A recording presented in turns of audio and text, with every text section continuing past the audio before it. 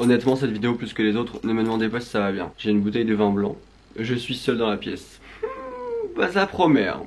Vous n'êtes pas sans savoir que Jules a sorti son EP qui s'appelle Seul, qui est composé de 5 musiques dont une qu'on connaissait déjà qui est Echo. Et ça m'a donné une petite idée de vidéo qui en soi n'est vraiment pas une idée. C'est-à-dire que je vais me poser là, je vais boire un petit peu, je vais fumer. Et on va parler des musiques des influenceurs, ainsi que des dramas qu'il y a eu dernièrement, notamment avec Richard. Enfin plein de petits trucs comme ça. J'avais envie de me poser et j'avais une bouteille de vin. Je mens, je l'ai acheté vraiment pour la vidéo. Enfin non parce que aussi de base je devais sortir mais je ne sors pas au final. Mais enfin bref, on va mal parler des gens. Non en vrai. C'est faux. Oh, non, je sais pas encore. Si, non, je pense pas qu'on...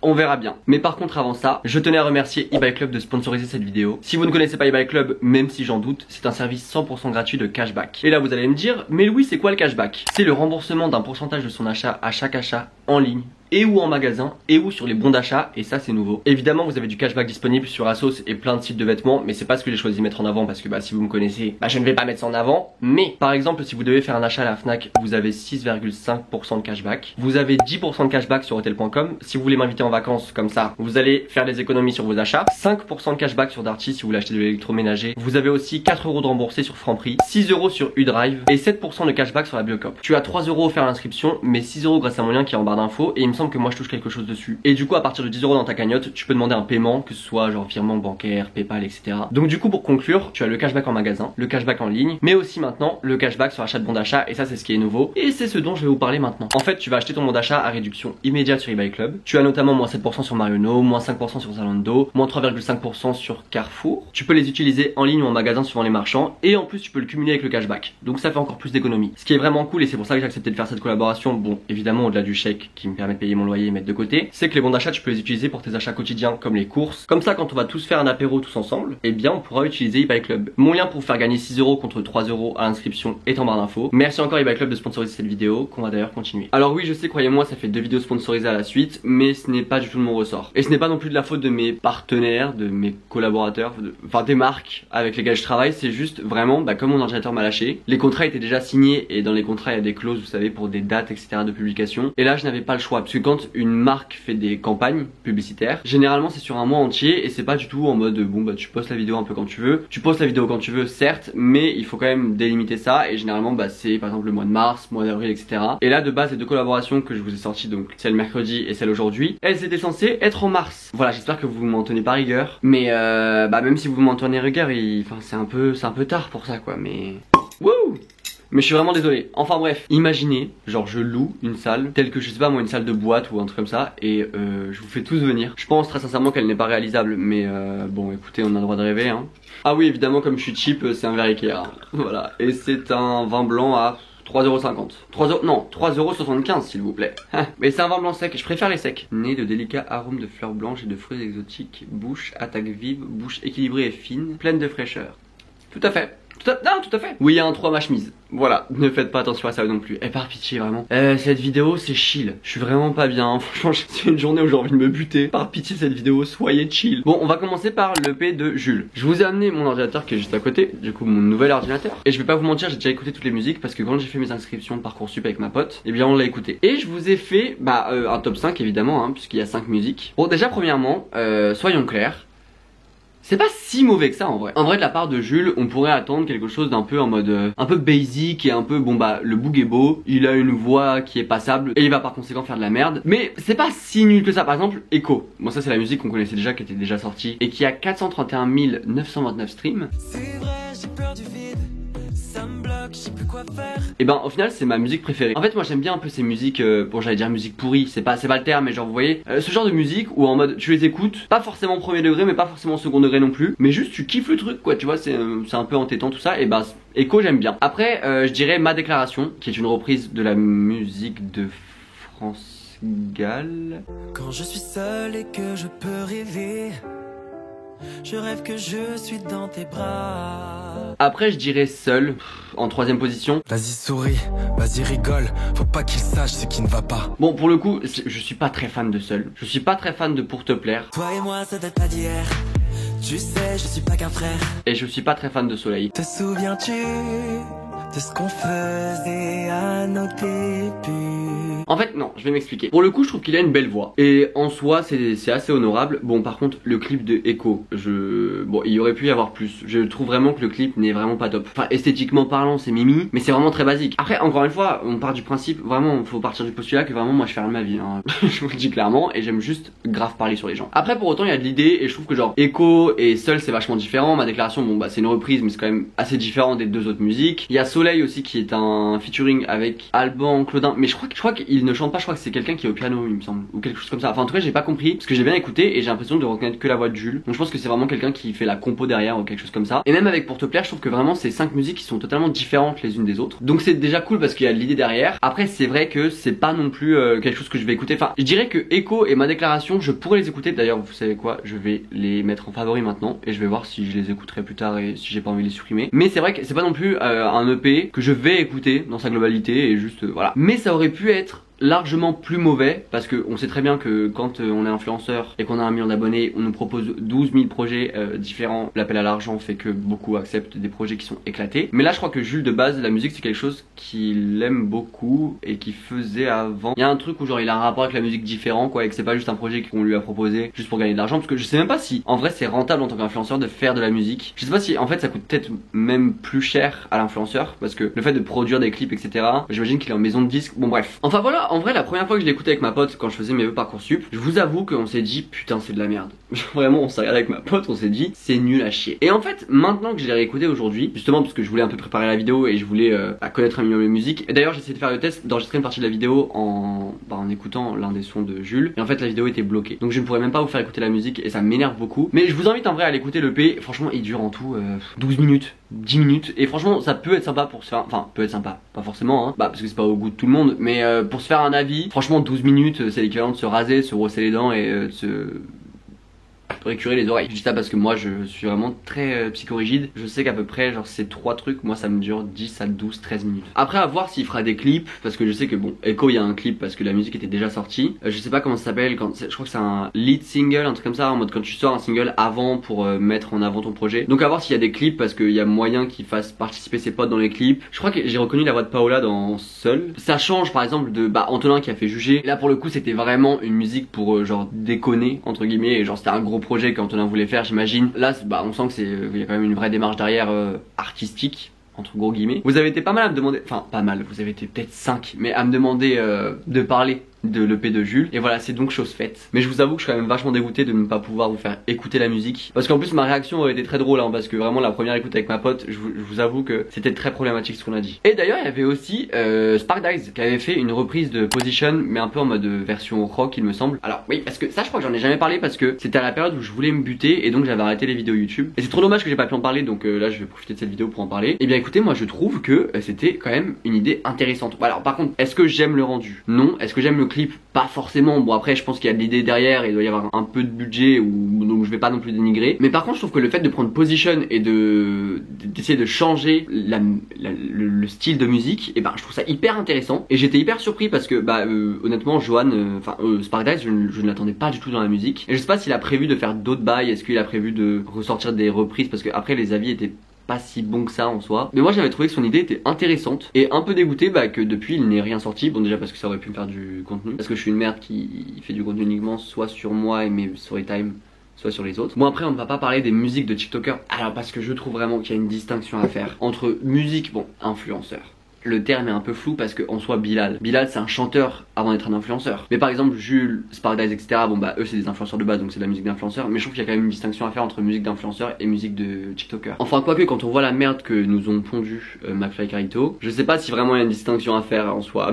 Parce que souvenez-vous à l'époque, en vrai genre avec les Natou, les Cyprien, et en vrai ça continue d'ailleurs hein, les Squeezie tout ça, ils faisaient des musiques un peu de manière humoristique. Natou en a fait pas mal et Squeezie il en a sorti il y a genre vraiment 2-3 jours et la toile s'est enflammée parce que les gens pensent que c'est un coming out. Donc pour le coup eux continuent à faire des musiques de manière un peu humoristique. Enfin quoi que non parce que Squeezie il a sorti, attends mais il a sorti un album Squeezie non? Ah mais si pardon, mais Squeezie a sorti un album en fait, pardon excusez-moi. Et pour le coup je suis pas pompé du tout hein, je suis à 2 gorgées de vin blanc, mais Squeezie a sorti un album donc je dis de la D là. En tout cas il y a des musiques qu'il fait de manière humoristique et des musiques qu'il fait de manière de vrais projets comme peut faire Mister V avec ses musiques. Mais du coup en soi j'étais un peu le premier à dénigrer les youtubeurs qui faisaient de la musique, à aller gâcher l'électricité des studios juste pour nous faire des musiques nulles à chier, alors qu'en fait en soi ça existe depuis presque toujours, enfin depuis 5, 6, voire même 8, 9, 10 ans, avec Natou, Squeezie, Cyprien, etc. qui faisaient des musiques à Tchalarigo tous les 3 mois parce que c'était un peu les gros projets de l'époque. Moi je pense qu'en soi, tant qu'on paye pas les sessions studio, tant que c'est pas notre argent, c'est pas grave. Je trouve ça intéressant que les gens puissent aller vers d'autres horizons. Alors après il y en a certains évidemment, il faudrait s'abstenir, hein. Je pense à pas mal de TikTokers, je pourrais même pas vous dire leur nom, mais il y a par exemple un couple qui a fait une musique. Honnêtement, il y a aussi la prof de TikTok là, qui a fait une musique. J'ai envie de dire, tant qu'ils s'amusent, c'est l'important. Et on ne jugera pas parce que ici, on est ouvert d'esprit et on ne juge pas les projets des gens. Si.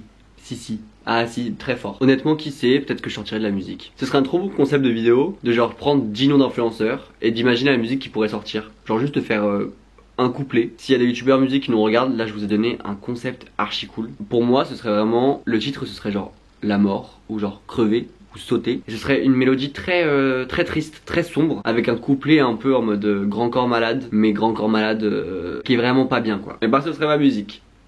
C'est beau hein. Bon après pour autant franchement les musiques des influenceurs, enfin c'est pas que je trouve ça risible, mais c'est vrai qu'il y en a on sent que vraiment ils s'ennuient. C'est juste parce que c'est des opportunités qui se présentent à eux. Enfin c'était comme à l'époque quand il y avait le business des livres d'influenceurs. Enfin à l'époque quand les maisons d'édition se sont rendues compte que oh les influenceurs à défaut de faire des partenariats, ils peuvent aussi nous vendre des gros projets tels que des livres ou des agendas. Et que d'un coup tous les influenceurs ont sorti leurs livres. Je pense très sincèrement que tous les influenceurs de 500 000 à 1 million d'abonnés minimum ont un livre qui est disponible à la Fnac et je trouve ça très grave. Donc en soi je pense que pour la plupart des influenceurs c'est des gens qui viennent à eux pour leur dire écoute on a un projet ou genre on a une idée et je pense que tu pourrais un peu coller au truc. Après pour Spark Dice et pour Jules etc je pense pas. Mais par exemple pour les TikTokers j'en mettrais ma main à couper. Parce que me dites pas que c'est eux qui ont eu l'idée vraiment d'un coup faire des musiques claquer, mettre de l'argent, investir, sachant qu'ils auront pas de retour sur investissement parce que c'est pas les streams qui payent le loyer hein, clairement. Je crois que ça relève vraiment du demi-centime par stream, un truc comme ça. Enfin c'est vraiment, je veux dire c'est honteux, enfin non mais les artistes se font de l'argent autre part que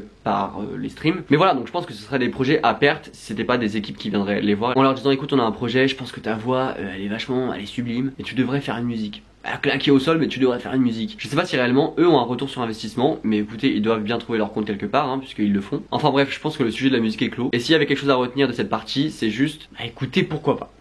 Et pourquoi?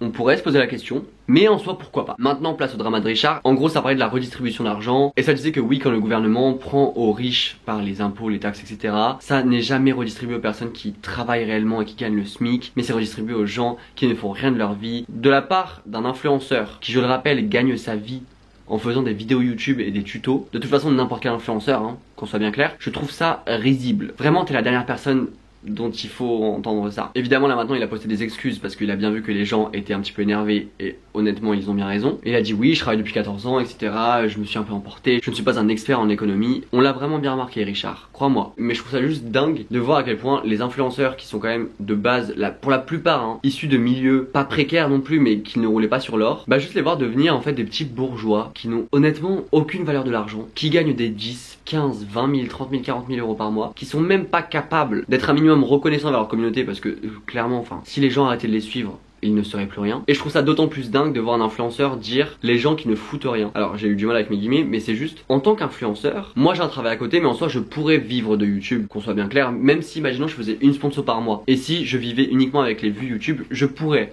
vivre de YouTube et honnêtement je suis un énorme privilégié. Après évidemment ça dépend si je poste ou pas et ça dépend si j'ai envie de me buter, mais en tout cas si je le voulais je pourrais vivre de YouTube et soyons bien clairs en ne foutant rien. Si on prend les youtubeurs make-up etc évidemment il y a un peu plus de travail derrière, ou si tu prends des gens qui font des gros disons projets avec plein de caméras, des équipes de production etc, je suis bien d'accord mais c'est juste en soi t'as pas d'horaire réellement, tu te lèves quand tu veux, tu taffes quand tu veux. Alors oui évidemment il y a plein de choses en mode mais honnêtement dire que des gens foutent rien, mais attends mais frérot, mais enfin non pardon on marche sur la tête. Par exemple prenons l'introduction que j'ai faite en début de vidéo, c'est une introduction de à peu près 1 minute 30. Pour ces 1 minute 30 j'ai dû peut-être filmer 15 minutes. J'ai un brief qui m'a été envoyé qui vraiment pré-mâche en fait absolument tout le travail. C'est on va dire, allez peut-être 2-3 heures de travail. Et pour 3 heures de travail je suis payé gracieusement. À quelle heure moi maintenant je vais pouvoir dire que quelqu'un ne fout rien?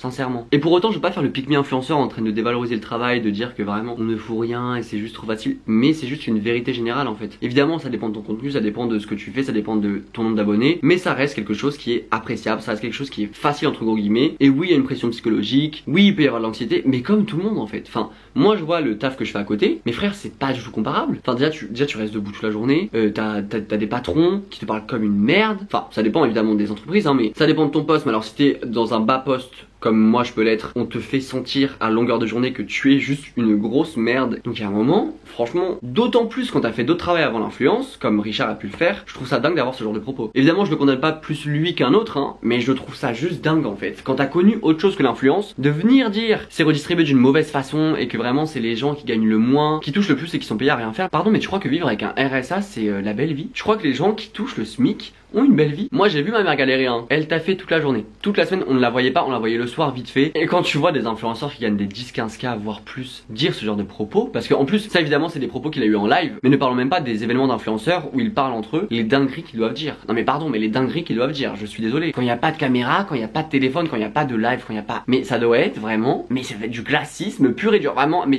Je chie sur les pauvres. Donc franchement, pardon, hein, je me suis vraiment emporté et encore une fois, hein, j'ai vraiment pris 3 gorgées donc je suis même pas pompette. En fait ça me rend juste dingue et je devrais peut-être pas autant parler parce que bah honnêtement c'est pas mon drama et c'est pas à moi de faire le justicier. Parce que surtout que je suis très mal passé parce qu'en soi je suis influenceur et que je gagne plus que le SMIC en faisant quelque chose de très facile. Je suis vraiment désolé, je me suis un petit peu emporté. Mais je suis même pas un peu désolé en plus.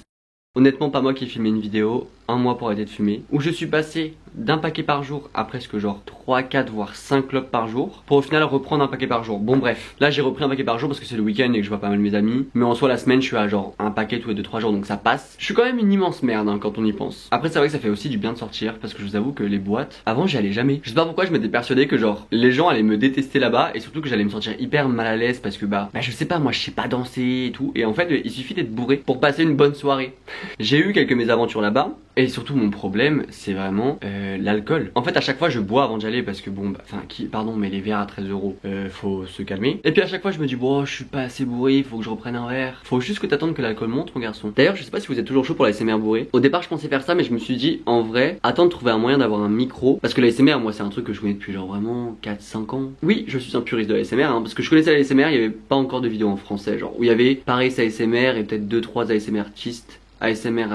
Et donc je respecte tellement la ASMR que je veux attendre d'avoir un vrai micro. Alors évidemment l'abus d'alcool est dangereux pour la santé, à boire avec modération, tout ça on connaît tous. Voilà c'est ça mon problème, c'est que je suis très sujet aux addictions. Et ça je me suis rendu compte de ça il y a pas si longtemps que ça. Vraiment ma vie sociale est super remplie et j'adore ça parce que vraiment bon déjà ça m'empêche de trop penser et de me flinguer parce que pas moi qui à chaque fois en boîte j'ai cette discussion avec des abonnés ou des gens avec qui je parle et où je suis à ça de pleurer parce qu'on parle juste de comment ça va. Et du coup en fait je me rends compte que là l'alcool prend une place plus importante dans ma vie qu'avant, mais après sans forcément que ça devienne un problème hein. Bon là je bois parce que je sais qu'après je vais rejoindre des amis, mais du coup ouais, je me suis rendu compte que j'étais vraiment très sujet aux addictions. Et ça c'est un problème par contre. Mais ouais du coup pour revenir un peu au sujet des influenceurs, je me suis rendu compte quand j'ai fait un peu ma crise existentielle et que j'ai supprimé mon Instagram et que je me suis mis à travailler et juste à faire YouTube vraiment, genre j'ai sorti 2 vidéos en 3 mois, enfin bref. Il y a pas mal d'influenceurs qui ne partagent pas du tout les mêmes idées que j'ai et que ça me dérangeait un petit peu de les suivre dans le sens où je me vois pas donner de la force à des gens qui foncièrement ne défendent pas les mêmes idées que moi. D'où le fait qu'en soi j'en suis vraiment beaucoup moins maintenant parce que bon en soi quand on prend n'importe quel influenceur ce sont des personnes riches, hyper privilégiées, mais en vrai je m'inclus dedans parce que même si j'ai pas fait de sponsor pendant 1 an et demi, là bon j'en ai fait 2 en 1 semaine et encore une fois j'en suis désolé mais c'était contractuel, je n'avais pas le choix et en plus c'est des entreprises que j'aime bien, avec qui j'ai aimé travailler donc je pouvais pas leur faire faux bon alors que j'avais déjà juste poussé les vidéos et repoussé les vidéos parce que mon ordi m'a lâché. Mais bref même si j'en ai pas fait pendant 1 an et demi et là maintenant j'en ai fait 2 plus j'ai mes revenus YouTube tous les mois qui tombent sur mon compte, et je suis hyper privilégié. Et en soi si je faisais 2 sponsors par mois plus les revenus YouTube je serais riche clairement. Et donc je me suis juste rendu compte, j'ai pris un peu de recul sur la situation et je me suis dit mais comment tu veux que des personnes comme ça servent un peu tes idées alors qu'en soi quand t'es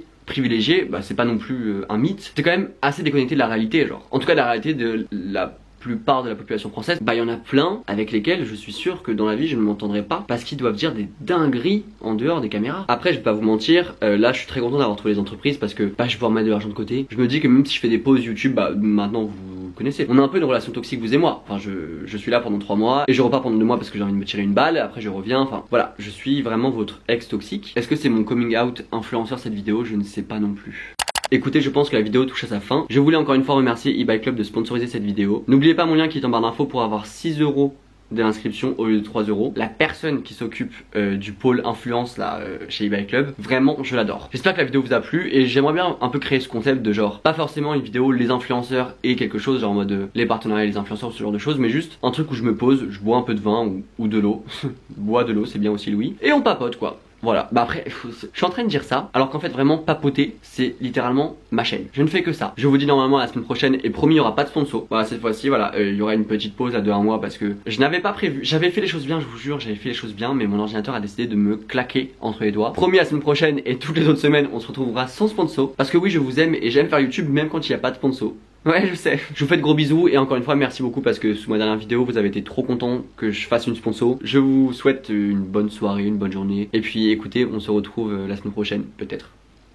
Gros bisous et à plus tard.